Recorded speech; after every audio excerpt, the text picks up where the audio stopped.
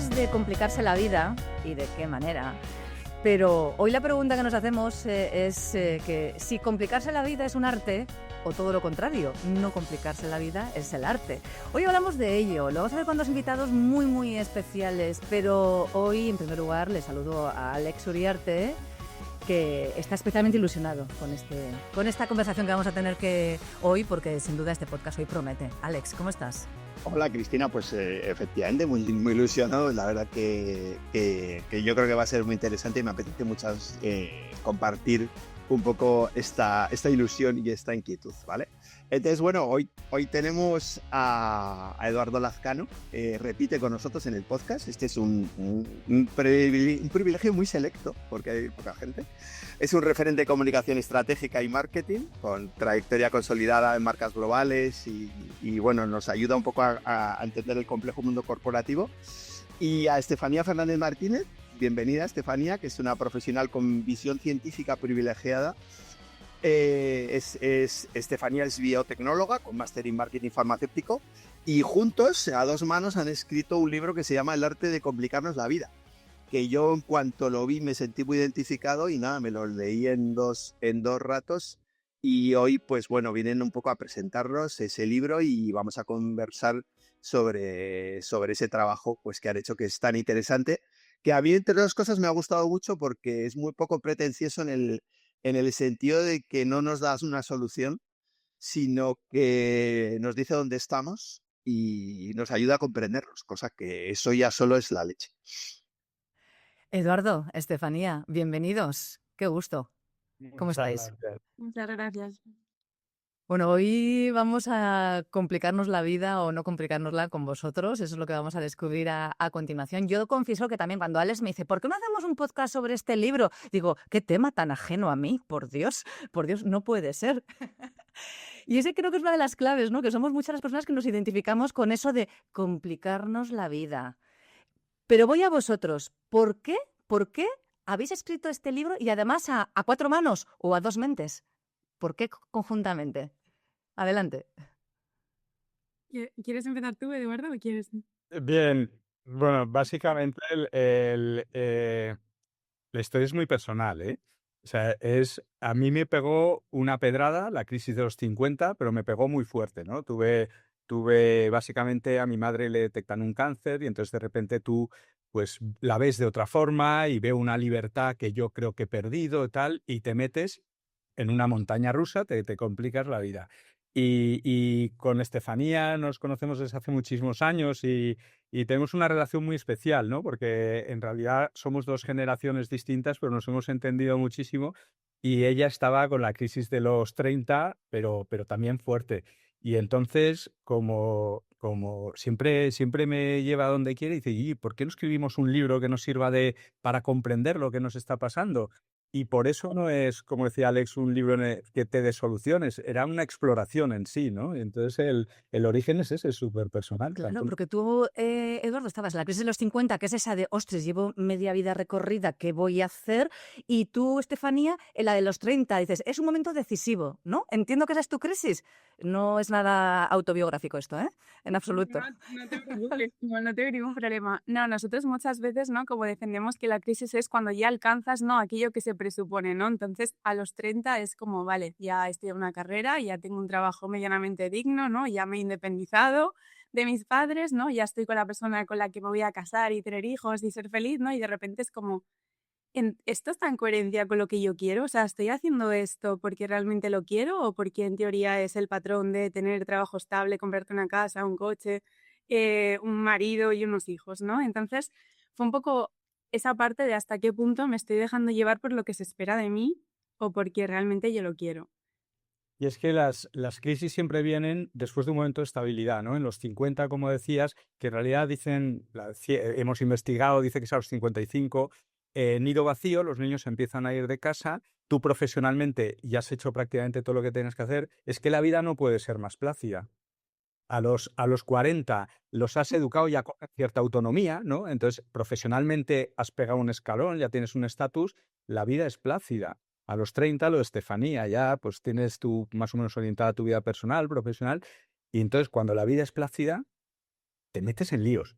Y eso es lo que necesitábamos desanudar. ¿Por qué coño cuando te va todo tan bien te metes en líos? Sí, es que teníamos conversaciones tan guays que, o sea, le digo, es que esto seguro que le pasa a más gente, o sea, no me creo que no haya otra persona así, ¿no? Y de hecho, buscando sobre las crisis, también encontramos que incluso ahora mismo está apareciendo la crisis de los 20, ¿no? Que al final les metemos tanta presión, ¿no? A los chavales, a los niños, por estudia, es súper decisiva la selectividad, estoy en una carrera, también la vida no está súper bollante, ¿no? Entonces, al final llegan a la universidad y es como, vale, ya he conseguido, papá, mamá, entré en la carrera que quería, pero ahora sigo sin tener la vida solucionada, ¿no? Entonces, hay mucha presión, ¿no? Muchas veces por conseguir X cosas a X edad. Sin ser autobiográfico también. Spoiler, tengo 56. Eh, Planteáis algo un poco incómodo, ¿no? Que lo que dices, esa parte de estabilidad, pero cuando la tenemos nos aburrimos, somos eternamente insatisfechos. ¿Esto es patología? ¿Es que somos seres cíclicos? Esta es un poco la hipótesis, ¿no? Eh, ¿Exceso de paz provoca crisis? Un poco todo, ¿eh? Todo lo que has dicho es correcto. Si fuera un examen tipo test, ¿no? Sería la D, todas son correctas. Hay varias causas. Yo, por mi background científico, ¿no? Me gusta mucho la dopamina. Al final, la dopamina es uno de los neurotransmisores más importantes de nuestro cuerpo y básicamente a nivel muy sencillo, sin dopamina pierdes las ganas de tener ganas, ¿no? Y de hecho en el libro hay un estudio que contamos, ¿no? Que es de la Universidad de Miami con Nueva York, que durante 4 meses se traqueaba el móvil de 132 participantes y se les preguntaba cada día si estaban felices, ¿no? Su grado un poco de satisfacción en la vida. Y al cabo de 4 meses se vio que aquellas personas que iban por rutas más inexploradas, de alguna manera pues la novedad, ¿no? Y el hacer cosas diferentes, la curiosidad por descubrir nuevas maneras de llegar al trabajo, lo que sea, reportaban ser más felices. Entonces sí que hay esa conexión entre una vez que tú estás estable, pues salirte de esa inestabilidad, activa este sistema dopaminérgico. Todo lo que sea hacer cosas diferentes, probar, innovar, entonces es uno de los motores. Hay varios, ¿eh? No sé, Eduardo, si quieres complementarlo, pero el de la dopamina al final es mi favorito y digo, lo tengo que meter. Y además, claro, claro, imagínate hacer un libro con una científica. Se Las metía referencias, tú puedes contar. horrible. Y hay otro experimento muy chulo que te define muy bien qué es la dopamina. Cogían ratones, les inhibían la secreción de dopamina. Entonces, el ratón le ponían la nuez o la comida que tenía al lado, el ratón podía masticar, podía comer, pero no tenía ganas de comer y al final tenían que acabar sondándolo para que no muriese. Es decir, la dopamina son las ganas de tener ganas, como decían Martes y 13 o uno de estos, ¿no? Son las ganas de tener ganas. Entonces, sin dopamina vas mal. ¿Qué ocurre? La estabilidad te baja el nivel dopaminérgico, y entonces cuando tienes estabilidad, te la metes artificialmente. Y eso es el meterte en líos. Eso es complicarse la vida. Ajá. A veces la ciencia nos ayuda a entendernos, a comprendernos y no sé si también a quitarnos culpa, porque esa expresión que tú decías antes de la vida plácida, es decir, cuando todo te va fenomenal y de pronto dices, pero me falta algo, pero ¿por qué? Encima te sientes peor, porque en principio todo te va bien. Entonces aquí hay una explicación científica, pero ¿creéis también que esta explicación, este libro, lo que hace es restarnos peso a lo que nos ocurre, entender que es normal que esto nos pase? Totalmente. O sea, y yo creo que cuando realmente algo grave te pasa en la vida, de repente eso ocupa todo tu pensamiento, ¿no? Pero cuando realmente no, o sea, todos nosotros seguro nos hemos levantado esta mañana con a las 5 tengo que recoger al niño y tengo una reunión que se me solapa, tengo una boda en junio y jolín, no encuentro el vestido que quiero o lo que sea, ¿no? Al final preocupaciones más o menos graves, pero Dios no lo quiera, mañana nos pasa algo grave en salud, todo eso nos va a dar igual la boda y la reunión si hay que cancelarla se cancela, ¿no?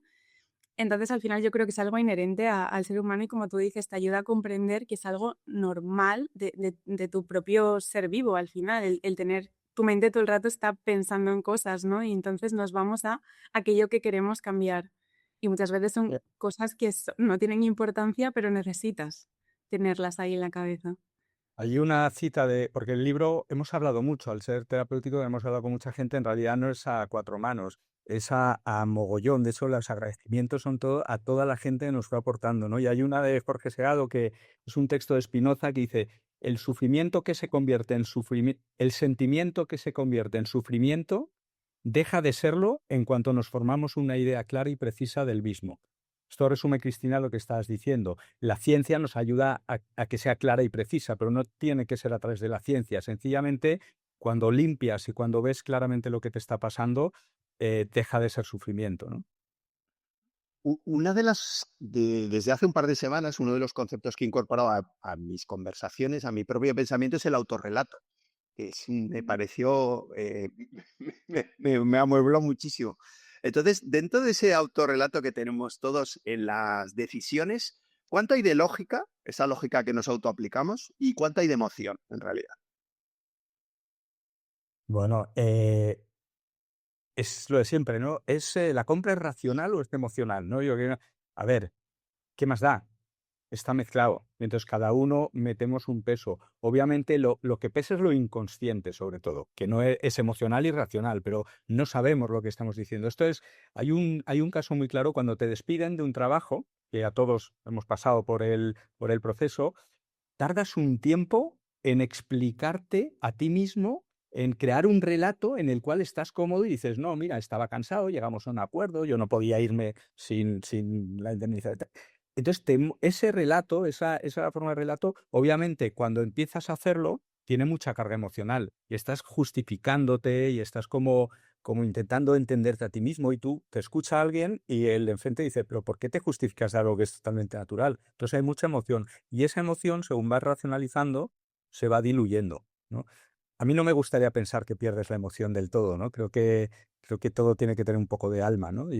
Pero sí, tiene esa evolución, ¿no? Cuando habláis del autorrelato, para quienes nos escuchan y no sepan exactamente qué es, ¿lo podéis explicar? Es esa construcción de una historia que hacemos de nosotros mismos para contar lo que nos ha pasado en la vida, pero claro, somos nuestros autores. Es decir, entiendo que seremos bastante subjetivos en ello y que nos creamos nuestra propia película, ¿no? Somos la actriz principal, el actor principal. Totalmente, de hecho, sí, es totalmente subjetivo, ¿eh? O sea, toda la razón. De hecho, hay una frase en el libro que dice, yo no puedo ser subjetivo porque soy un sujeto y no un objeto, ¿no? O sea, como que de alguna manera tú por ya tu propia sesgo, ¿no? De vivir tu vida, pues ya vas a ser subjetivo. Pero básicamente el autorrelato es aquella narrativa interna que tú te generas sobre cualquier cosa, desde tu propia identidad, de quién eres, cuánto vales, ¿no? Como ser humano, por qué estás donde estás, ¿no? Al final es lo que decía un poco Eduardo, esa justificación un poco racional que tú intentas para explicar quién eres hacia los demás. Claro. Y de hecho el autorrelato muchas veces está, bueno, un poco exagerado, ¿no? Porque nadie quiere ser un documental de la 2, ¿no? Esta es una frase muy de Eduardo, ¿no? De que al final todo el mundo quiere ser protagonista. Incluso cuando no te pasa nada interesante, todos tenemos un amigo o una amiga que exagera mucho las cosas, ¿no? Y es como, y está ahí entre la exageración y la mentira, ¿no? Un poco muchas veces. Y sí, sí, al final es lo que tú te estás contando a ti misma. Y obviamente está muy conectado también muchas veces con la autoestima, ¿sabes? Y cómo tú te percibes. ¿Y podemos hacernos mucho daño con ese autorrelato que nos hacemos? Muchísimo daño. De hecho, ahora que estabais hablando de lo de los despidos, muchas veces internamente te haces mucho daño uniendo el despido a no valgo, ¿no? Por ejemplo, o esas conexiones internas de si entonces me despiden, entonces no valgo. Y tú en tu cabeza te lo empiezas a creer, ¿no? Hasta que sales un poco de ese agujero negro y dices, bueno, en ese puesto pues no encajaba porque había una reestructuración, pues no me han echado por mi culpa, me habían dado todos los bonos, ¿no? Ese racional un poco que explicaba un poco Eduardo, y de ahí sales un poco de ese pozo y dices, vale, no es que no valga, es porque me ha pasado esto, no sé qué. Y entonces empiezas a ir a entrevistas como más purificado, ¿no? O detoxificado, ¿no? De esa narrativa destructiva interna. Y A además, mí, perdona, Alex, no, sigue Dorder, por favor. no nos olvidemos que pensamos en palabras, ¿no? La mayoría de la gente, no todo el mundo, pero la mayoría pensamos en palabras. Y las palabras tienen una lógica secuencial. Es decir, cuando piensas en emociones, que hay gente que es capaz de hacer esto, es muy distinto, pero la palabra tiene una secuencialidad. Entonces, ese armazón, no pensemos en una cosa y otra, pensemos en cómo las unimos. Y eso es lo que forma el relato. Y es donde metemos el falseo. Porque tú tienes una situación, la siguiente situación, y ahí puedes falsearlo. Y por supuesto que te puede hacer mucho daño, pero también te puede aliviar muchísimo. el formar un relato de ¿qué más da que sea verdad o mentira? ¿Qué más da? Tú lo estás viviendo, pues ármatelo como puedas, ¿no? A mí lo que me gusta de ese concepto aparte, yo creo que todo el mundo proyectamos ese autorrelato hacia afuera, ¿no? Entonces, entender que todas las personas, absolutamente todas, traemos nuestro propio autorrelato, creo que también es como muy, muy clarificador, ¿no? A la hora de entendernos, ¿no? Aquí, Eh, conociéndote, Alex, sé que te ha hecho cosquillitas el tema de la física cuántica, ¿no? Porque es muy... Y nos ha acompañado, Estefanía y yo lo hemos vivido tantas veces a raíz de haberlo escrito.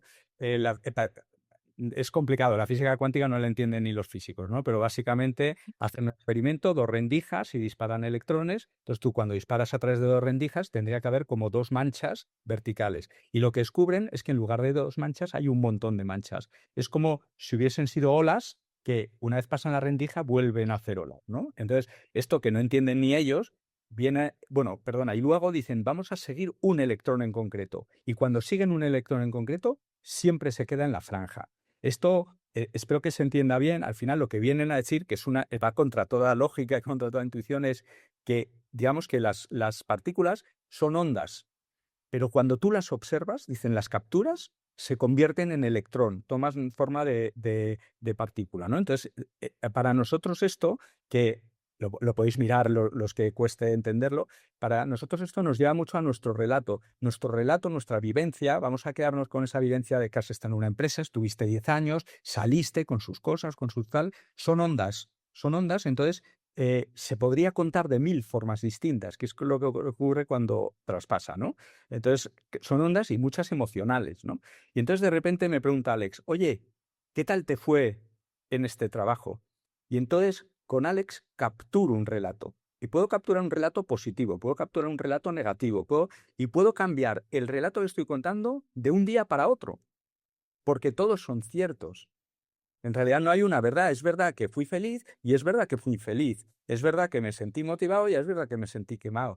Entonces, esto, por eso, cuando hablas de la verdad, de cuál es tal, no la hay. Realmente tú te la puedes conformar. Sí que en ese relato que hacemos de nosotros mismos tenemos, digamos, un sueño que quizá ha ido evolucionando a lo largo de los años o no. Y hay una frase que a mí me ha resonado muchísimo en vuestro libro, que es que a veces el mayor acto de amor propio es dejar de insistir en ser quien soñamos para empezar a ser quien podemos ser. Este quizás es el punto clave en el cual puedes empezar a ser un poquito más feliz contigo mismo, contigo misma. Permisivo, total, sí. Como más permisiva, ¿no? Yo creo que hay muchas personas que tienen un nivel de exigencia tan alto, ¿no? Que es como yo quiero ser así o yo quiero conseguir esto y muchas veces quieres hacer ese triple salto mortal, ¿no? Y al final la vida también es ir dando pasos y sentirte también feliz con lo que tienes ahora. O sea, yo creo que todos nosotros, o sea, hace 5 años o 10 años, si nos llegan a decir dónde estamos ahora, o sea, no nos lo creeríamos, ¿no? Nos sentiríamos súper orgullosos y muchas veces te vas acostumbrando. En el libro también hablamos mucho de la tolerancia, ¿no? Que al final es algo también muy científico, asociado más a temas de adicción, drogas, ¿no? Que vas teniendo esa tolerancia, pero también la propia tolerancia a las cosas que vamos consiguiendo guays o exitosas en nuestra vida, ¿no? Entonces tú muchas veces quieres ser esa versión súper pro max, ¿no? Y al final es como, haces una cosa, tolerancia, vale, esto genial, ya lo he conseguido, next. Haces otra cosa, tolerancia, next, ¿no? Y todo el rato estás en esa vorágine de quiero ser esta persona sin tener ese alivio con ya soy quien realmente quiero ser el entregarse y decir, soy así. Exacto. Y lo demás ya irá pasando, ¿no? En plan, sacarte un poco esa presión que en todos nos ponemos. Vale, en recursos humanos, tanto los profesionales como los equipos que gestionamos, vemos cierto patrón, que es entusiasmo, desgaste, necesidad del cambio, ¿no? ¿Qué señales indican que alguien está pasando de motivación a agotamiento? Porque nos llevamos también una píldora práctica, ¿no? Para todos nuestros oyentes. Bueno, las señales son diferentes en cada persona. Yo creo que es más una anticipación, ¿no? Mi hijo que es un personaje muy curioso. Me acuerdo un día que tuvo un día genial, le llevé a ver el último partido de Raúl, el homenaje, le regalaron una camiseta, era como un gran día, y cuando salimos de ahí me dice, le digo, Álvaro, vaya día, ¿no? O sea, te has saltado el colegio, has venido tal, y me dice, sí, sí, papá, sí, mañana seguro que pasa algo malo. Entonces, ¿cómo? ¿Qué estoy haciendo con mi hijo?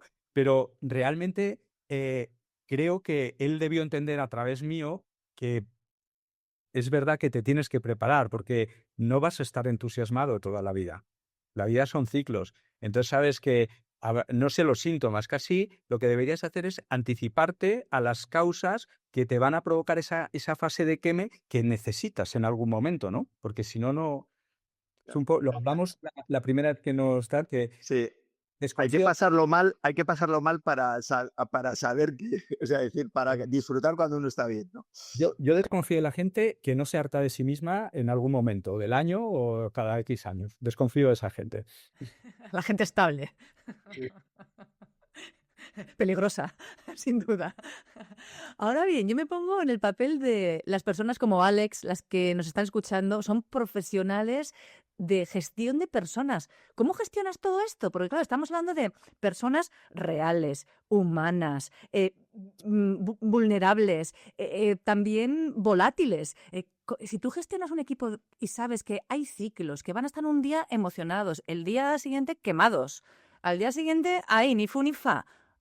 ¿Cómo lo gestionas? ¿Qué podemos decirles a quienes lideran equipos? Yo creo que una de las partes más fundamentales, ¿no?, que yo considero de los líderes ahora mismo es que me escuchen, ¿no? Escuchar a los equipos.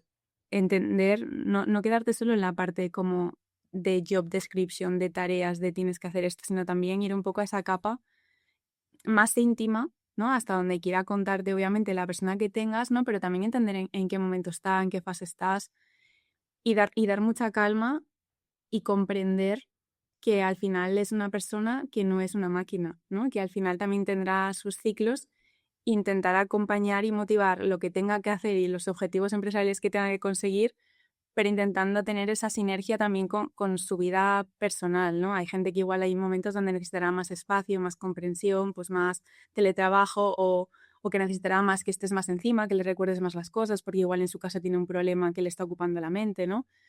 Yo creo que sobre todo es escuchar y luego crear un equipo no de esto de alto rendimiento, ¿no? Que se dice como que también entre ellos como que se apoyen, se escuchen y a todo el mundo le gusta sentirse incluido, ¿no? Y tener ese sentimiento de pertenencia muchas veces a los equipos. Y yo creo que cuando pasas una fase así un poco mala, más apática, te aíslas. Entonces yo creo que también que tus compañeros estén ahí como sustentándote, ¿no? No sé la palabra exacta, pero sí. Yo creo que Vale. escuchando y creando equipo, de verdad. Habláis de 4 estadios emocionales, ¿no? En el libro. Para que estaría muy bien que los responsables de personas, ¿podéis resumirnos brevemente un poco cuáles son para que entendamos a veces esos errores que se cometen a nivel de management, de cómo acompañar a todas las personas que pasamos por cada uno de los pasos en nuestras recurrentes crisis, ¿no? Pues mira, de hecho, a raíz de lo que estaba contando Estefanía, el mejor regalo que nos podéis hacer es lo que has comentado al principio, Alex, de que no es una guía, es un mapa para poder decir estoy aquí. Por eso hemos querido graficarlo, hemos querido crear metodología para que, porque una de las mejores formas de acompañar a alguien es sentarte delante de un mapa y decir, oye, ¿dónde estás? Ah, pues estoy aquí. Vale, ahora nos entendemos, ¿no? Entonces, lo que planteamos es un ciclo de 4 estaciones, lo hemos llamado primavera, verano, otoño, invierno, porque nos coincidían más o menos determinadas analogías. Pero si quieres hago un resumen muy rápido, ¿no? Estefanía está bien. Hay una historia en paralelo, has leído la historia de Álvaro y Sofía, que lo define muy bien, ¿no? Puedes empezar arbitrariamente por cualquiera de ellas, pero empezamos por cuando tienes exceso de paz. Llega un momento en el trabajo en que te aburres. Entonces, ¿qué te ocurre cuando estás aburrido? Que te entra lo que llamamos la primavera, ¿no? La fase de evasión donde quieres conocer de todo, te abres, es curiosidad por cualquier cosa te motiva más que lo que estás haciendo. Entonces, esto es muy fácil que alguien se identifique, joder, yo estoy aquí, ¿no? Entonces, cuando llegas a un momento, te entra el deseo de pasión. Es decir, toda tu dopamina canalizada hacia todo se centra en algo en concreto. ¿Vale? Estamos hablando en términos de trabajo, pero fijaos que personalmente es exactamente igual. Entonces lo llamamos la fase de efusión, que es el verano, donde te vuelves todo es único, este proyectazo es increíble, pero no es igual que el del año pasado. ¿Qué dices? Es totalmente distinto, estás emocionado. Y entonces esto, en este mapa, cuando estás gestionando a alguien, por lo que decías, Cristina, tienes que saber que estás en riesgo de exceso de pasión en algún momento. Puedes llegar a un equilibrio, pero en algún momento se puede ir, pues cuando estoy trabajando como un loco pero no tengo reconocimiento, de repente, pues aquí hay una quiebra. O cuando no sale algo bien, que tú cuando tienes un equipo muy motivado, tienes que tener alertas de cómo va a gestionar el primer fracaso. Esto en los equipos de fútbol lo hacen muy bien, ¿no? Que es gestión de personas muy complicaditas. Entonces, cuando llega ese momento de exceso de pasión, porque ya realmente la gente se ha quemado, tienes que manejar y tú ser consciente de dónde estás en el proceso de inhibición, que es el otoño, que es cuando te atenúas. Hay varios mecanismos, ¿no? El tomar distancia es uno, el pelearte, el odiar tu trabajo, tu jefe, es una forma de canalizarlo. Lo único que tienes que saber es que no odias a ese señor, sino que sencillamente es que necesitas odiar a alguien en ese momento. Y esto lo he vivido como jefe. He tenido una persona a mi cargo que me odiaba y yo sabía que en ese momento me tenía que odiar porque le estaba metiendo una presión. Y cuando terminó todo el proyecto, dijo, joder, no sabes lo que me ha desarrollado, esto ha sido increíble. Y le dije, fenomenal, Fernando, pero es la última vez. Porque yo no podía soportar el verte cómo salías cada día quemado, llegabas a casa y seguro que tu mujer me ponías verde y tal, y sé que era bueno para ti, pero no quiero esto, ¿no? Entonces esa es la inhibición. Y luego llega un momento en que estás huyendo de algo que te ha quemado y lo mismo que antes y de repente generas un deseo de paz. Dices, quiero estar bien, si es que estoy bien con lo que estoy, joder, qué bien hago esto, ¿no? Y esa es la fase de estabilización, que es el invierno, lo llamamos invierno positivo, ¿verdad, Estefanía? Es como un invierno cálido, ¿no? Un invierno templado, ¿no? Y estas son las 4 fases, ¿no? Una fase de evasión, de curiosidad por todo, una fase de donde concentras toda tu pasión hacia algo, una fase en que estás huyendo de aquello en lo que has entregado demasiado y recibido no tanto como pensabas, y una fase en la que dices, colocas cada cosa en su sitio y dices, joder, si es que en realidad está bien como está. Y algo Y importante, igual es lo que vas a decir, ¿no? Que no es esto, supongo, que no hay ninguna fase buena ni mala. O sea, que al final todas las fases son necesarias para ¿no? Completar este ciclo y que se va repitiendo y se irá repitiendo de maneras diferentes también, ¿no? Muchas veces hay una parte del libro, ¿no? Que decimos que una persona nunca pasa 2 veces por el mismo río, ¿no? Porque ni el agua es la misma, ni la persona es la misma persona que vuelve a pasar, ¿no? Entonces, al final es un ciclo que se va repitiendo, pero que tus mecanismos de inhibición no siempre son los mismos. Tu efusión no siempre es la misma, ¿no? Entonces, bueno, es complejidad humana, ¿no? Que yo creo que es lo que nos gusta a todos, ¿no? Aquí. Complejidad humana, luego que todos los años tienen 4 estaciones, con lo cual la vida también, nos volvemos a encontrar ahora en el punto de volver a empezar otro ciclo, y dices, Dios, otra vez, sí, nos puede ocurrir. Y luego, por otro lado, la incertidumbre en la que vivimos. Y aquí sí que me vais a permitir que meta a nuestros amigos de SAGE, porque en esta vida en la que tenemos, además con tanta tecnología, que a veces también ese factor puede resultar estresante para las personas que ya tienen bastante con su propia vida, pues aquí entran desde SAGE para ayudarnos.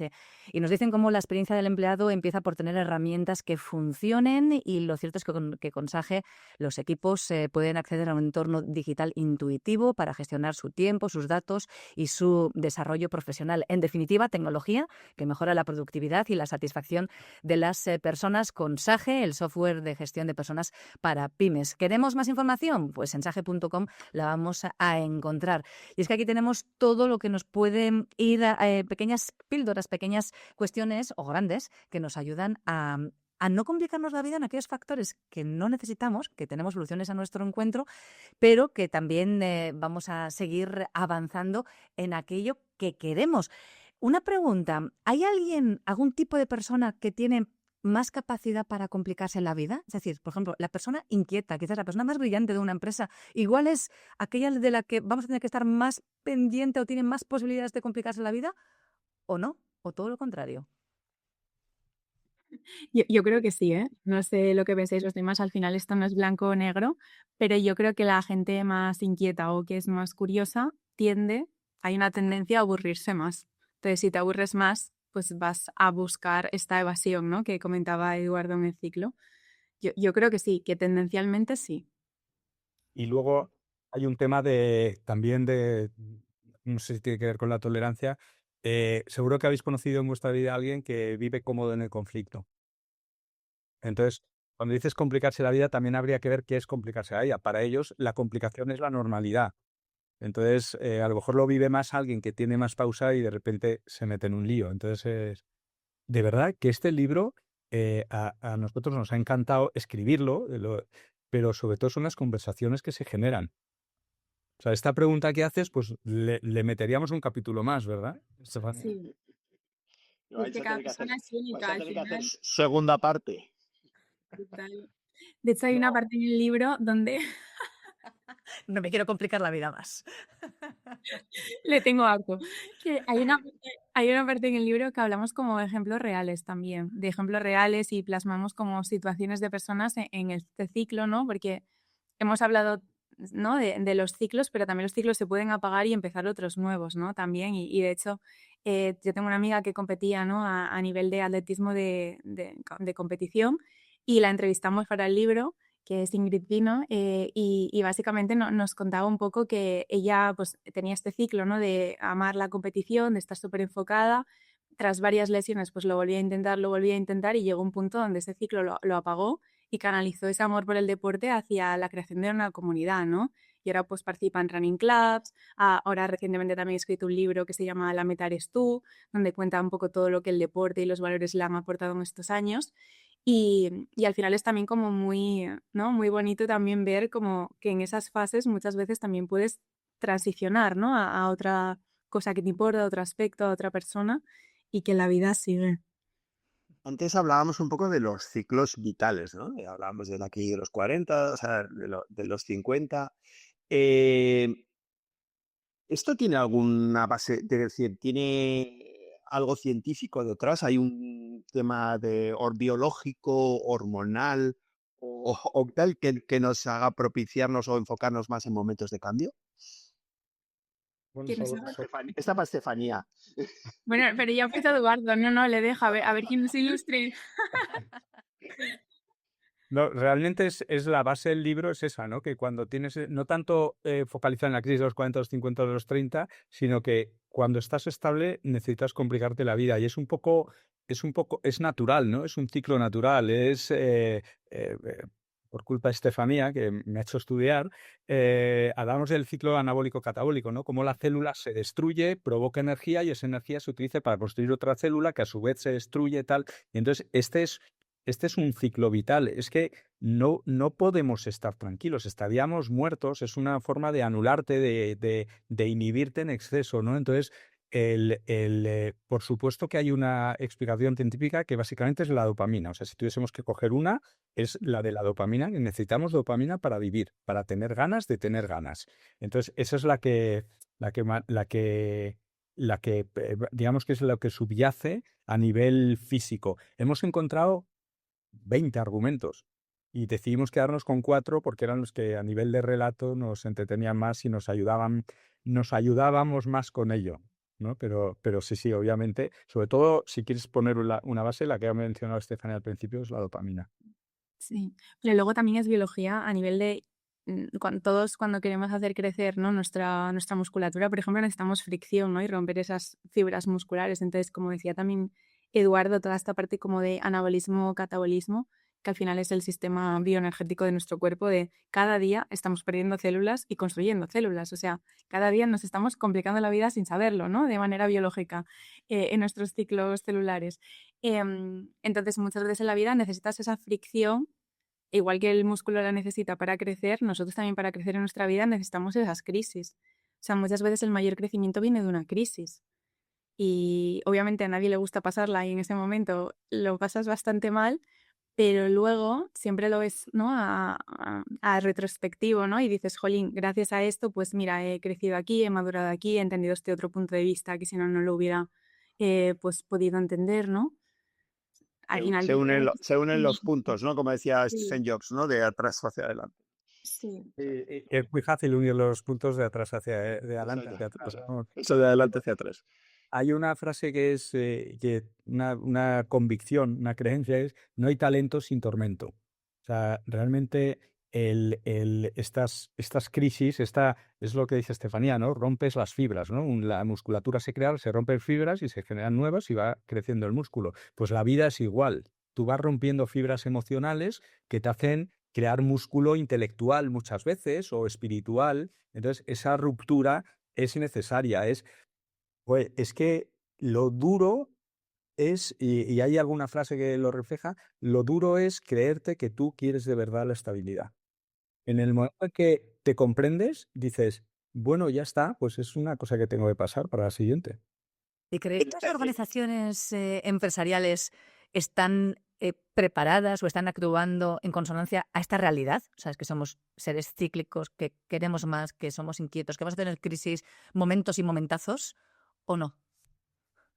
Esto, perdona, Estefanía, es que la propia empresa vive esto. Y si no entiendes que la propia empresa necesita vivir determinadas crisis, pues quien comprende a las personas comprende el mundo. Entonces, una empresa la comprendes comprendiendo cómo funcionan las personas. Y ya hay algunas que están más adaptadas. Hay muchas empresas, sobre todo familiares, crecidas a músculo, donde hay gente muy sabia a cargo y vive las cosas con mucha perspectiva.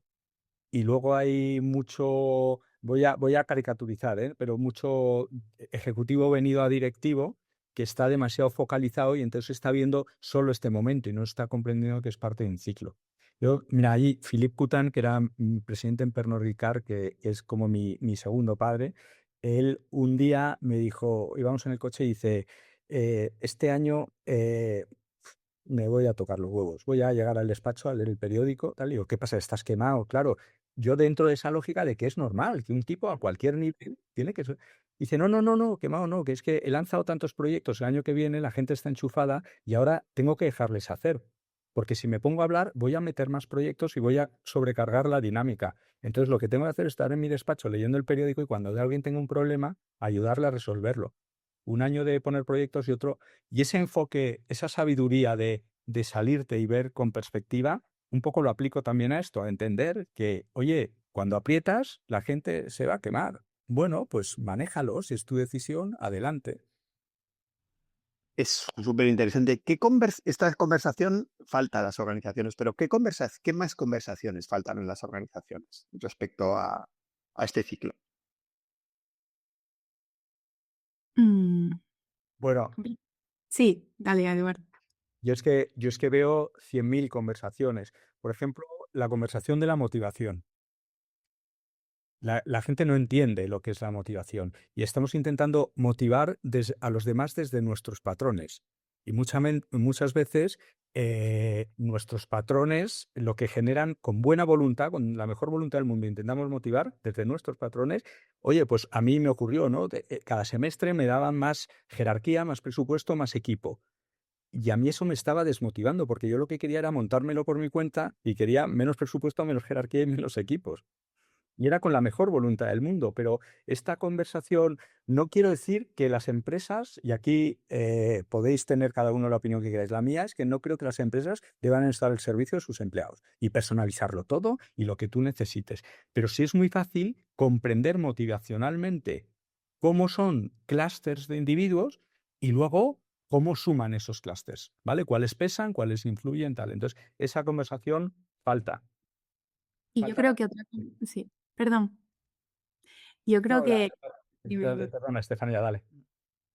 totalmente que esa conversación falta y también la de la normalidad, ¿no? De qué es normal y qué no es normal en la carrera profesional, ¿no? Muchas veces, porque todos tenemos en la cabeza muchas veces de, vale, empiezo aquí, soy trainee, luego me meto en esta posición, luego en esta y luego tengo que llevar equipos y luego tengo que ser directiva, ¿no? Y muchas veces te obsesionas dentro de una empresa por tu carrera profesional y por tenerlo todo como ABC y cada vez más yo creo que depende mucho de ti, de lo que tú quieras hacer y no dejarte llevar tanto por los patrones ajenos de lo que si igual no quieres ser manager y no quieres llevar equipo, está perfecto. Si es que igual quieres ser técnico toda la vida y también está bien, ¿no? Y muchas veces las propias compañías, si tú rechazas una posición de manager y de llevar equipos porque no tienes compromiso con la empresa, por ejemplo, y no tiene nada que ver, igual es que realmente no te apetece ese paso de gestionar gente, que hay que tener mucho talento, como decíamos antes, de saber escuchar, de tener como, bueno, ese talento para llevar a gente a resultados exitosos, ¿no? Muchas veces.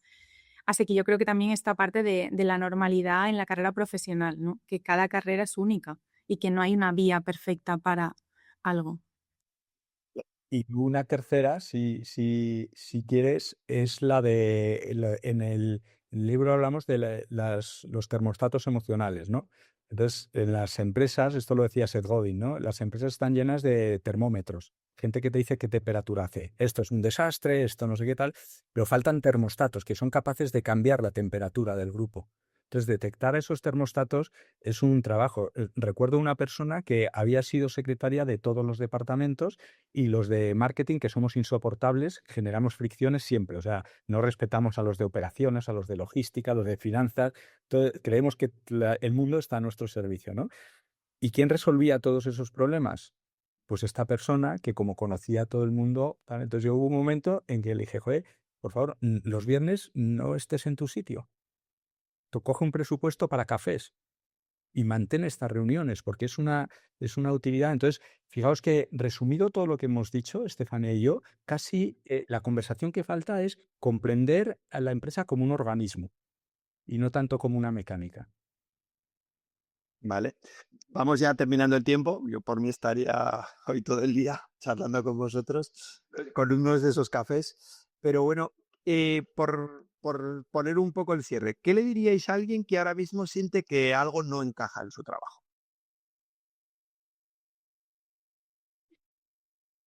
Vale, yo creo que le diría si está huyendo o quiere el cambio, ¿no? Es decir, muchas veces como que tú huyes a nivel instintivo sobre una situación y tu mayor alivio es salir de ahí a toda costa y te da igual hacia dónde, ¿no? Entonces, todos nosotros yo creo que hemos vivido situaciones como donde realmente en plan tu neocórtex está anulado, ¿no? Y tu sistema límbico es quiero escapar, no estoy a gusto, no estoy a gusto.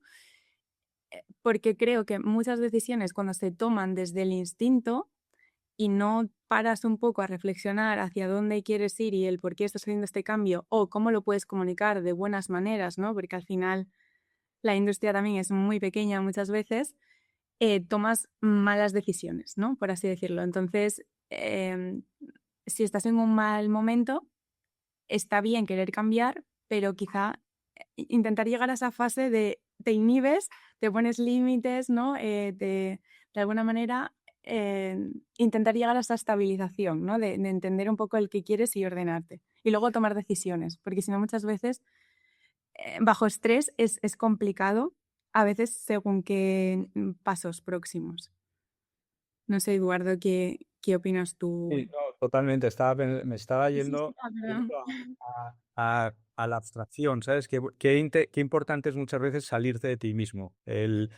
Estoy haciendo ahora un trabajo para la compañía Jesús, Jesuitas, y estoy comprendiendo, está siendo muy interesante porque estoy comprendiendo lo que es salir del el desegocentrismo, ¿no? Y es un mecanismo importante. Y, y también me lleva a una reflexión, y esto, Estefanía, lo hemos hablado aparte del libro un millón de veces, eh, y hay veces que todo lo contrario funciona también. Es decir, si no sabes por dónde empezar, empieza. Toma una decisión. Enseguida vas a ver si te estás equivocando o se te va a clarificar, ¿no? El hecho de tomar una decisión. Pero yo, si me preguntasen, prefiero lo que dice Estefanía y coger perspectiva y, y verlo todo. Calma, calma muchas veces, ¿no? Que hace falta calma cuando estás ahí. Qué bonita palabra, la de la calma. Una duda existencial. ¿Habéis tenido en el momento de elegir el título dudas de poner el arte de complicarnos la vida o el arte de no complicarnos la vida? ¿O no? Yo creo que no, porque nosotros somos firmes defensores de que hay que complicársela. Entonces, hemos tenido muchas discusiones, Cristina, muchas, Sí. pero justamente del título, no. No. Yo creo El que título estaba bastante ¿Hemos claro. encontrado el punto de consenso? sí, yo creo que yo creo que identifica y hace reconocer a los tuyos. O sea, dices, "Ostras, esto es lo mío". O sea, Bueno, que a los porque tuyos. Que son casi todos, en realidad. Sí. Sí, pero luego también hay que hacer fusión con los que no son así, porque también hay personas que saben vivir en la paz y en la calma y en la estabilidad y que los cambios les desconcierta. Entonces también fusionar esas, entender a la otra persona y entender que tú eres del otro modo, también hay fricciones, ¿eh? No es tan fácil entender a unos y a otros, creo. Totalmente, totalmente. De hecho, algo que creo que no hemos contado nunca es que se llama El arte de complicarnos la vida, pero el título inicial, y de hecho tenemos archivos guardados bajo ese título, se llama La paz líquida. O sea, que esta parte, Cristina, que decías de la paz, nos resonaba mucho, ¿no? Es como cómo puedes estar en paz en cualquier momento de tu vida, ¿no? Porque incluso en el mayor desorden puedes estar en paz si comprendes el por qué estás ahí, ¿no? Así que al principio se iba a llamar La paz líquida. O sea, esto nunca lo hemos pensado, así que... Creía que era manual para tontos motivados o algo así. Eso estaba primero.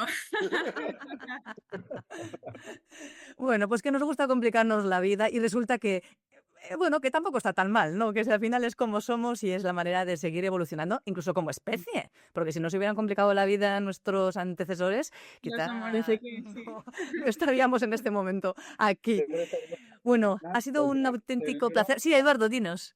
Perdona. Lo de que la última frase del libro es bendita montaña rusa. Eso... Sí. Bendita montaña rusa que desemboca en la paz líquida.